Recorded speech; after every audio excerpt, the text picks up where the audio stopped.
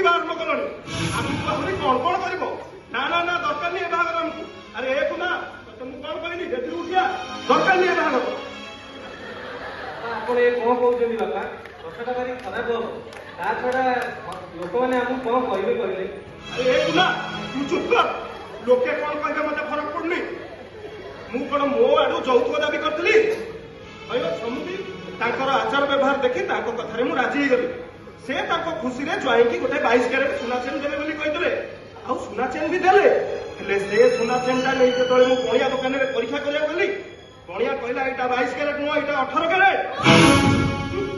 କଣ ମାନେ ମତେ ଆପଣ ଭାବିଲେଣି? ବାହାଘର ନ ହଉଣୁ ଆପଣ ମାନେ ମତେ ଠକିବାକୁ ଆରମ୍ଭ କଲେଣି। ଆଗକୁ ଆହୁରି କଣ କଣ କରିବେ? ଦରକାର ନାହିଁ ବାହାଘର।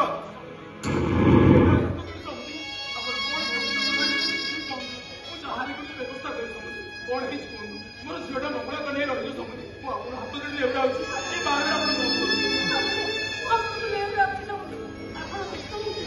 ଯାହା ବି କିଛି ହେଇଛି ଆମେ ତାର ସମାଧାନର ବାଟ ତିଆରି କରିବା।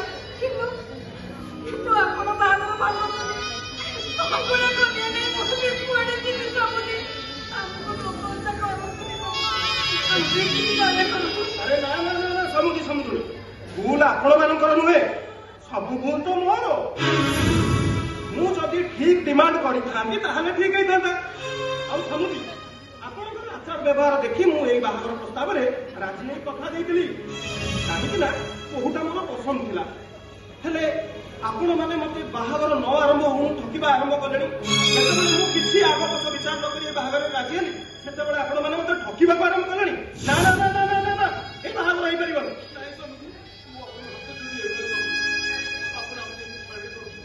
ସମାଜରେ ମୁଁ ମୁଣ୍ଡ ଟିକେ ଚାଲିପାରିବି। ଯାହା ମୁଁ ସମାଧାନ କରୁଛି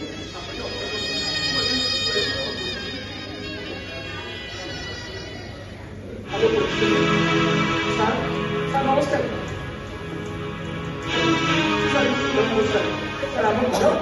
ସାର୍ ଆମ ଘର ଅଛନ୍ତି ମଙ୍ଗଳା ମନ୍ଦିର ପାଖରେ ସାର୍। ସାର୍ ବଡ଼ ଦୁଃଖ କଥା ସାର୍, ଆଜି ମୋ ଝିଅର ବାହାଘର। ଛୋଟିଆ ଘଟଣା ଘଟିଗଲା ସାର୍।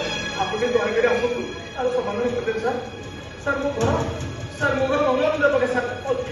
ସାର୍ ଆପଣ ଦୟାକରି ଟିକେ ଆସନ୍ତୁ ସାର୍। ଏଇଟା ସାର୍ ମୋ ମୋବାଇଲ ନମ୍ବର ସାର୍। ମୁଁ ସାର୍ ଆପଣ ଅପେକ୍ଷା କରିପାରିବି। ରହିଲି ସାର୍ ନମସ୍କାର।